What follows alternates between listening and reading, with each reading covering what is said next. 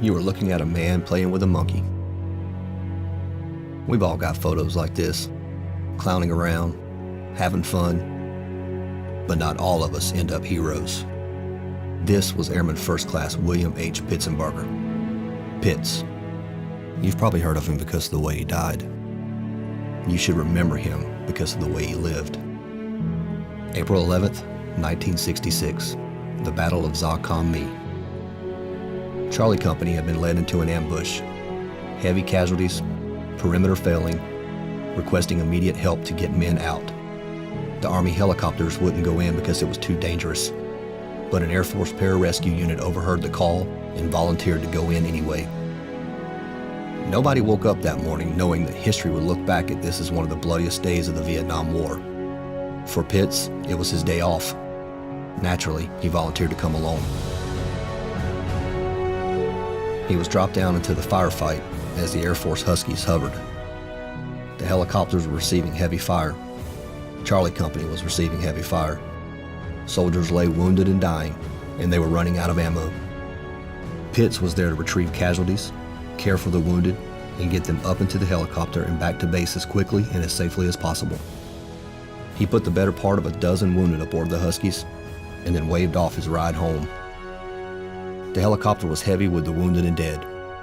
To this day, the pilot doesn't know if he could have made it out of there with Pitts on board. Why did William H. Pitsenbarger stay behind? Our lives are made up of moments and choices. Pitts was a PJ who completed over 300 rescue missions in Vietnam. He had nothing to prove. He knew exactly what he was looking at. This was a slaughter. And in that moment, he chose to stay. As the fighting went on through the night, he saved the wounded and gathered guns and ammo from the dead in the cover of darkness. He snuck outside the perimeter to bring back men that had been hit. He covered up one wounded soldier with 2 dead bodies and told him to stay down. That soldier watched Pitts take his first bullet.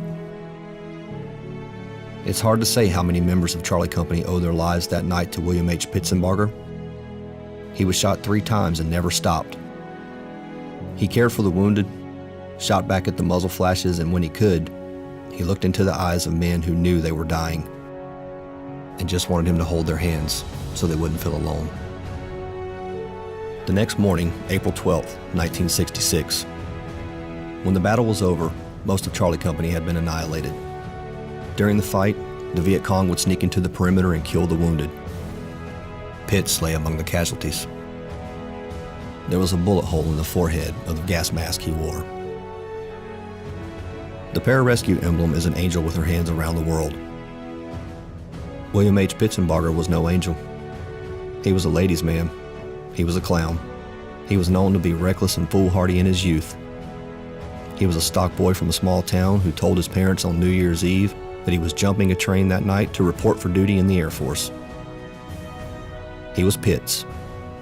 He was an airman, and he was awarded the Medal of Honor. We don't win the Medal of Honor. This is not a contest. We're not asking you to die for your country.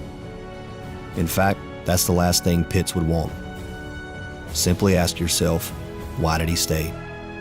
This was not a man who died the right way.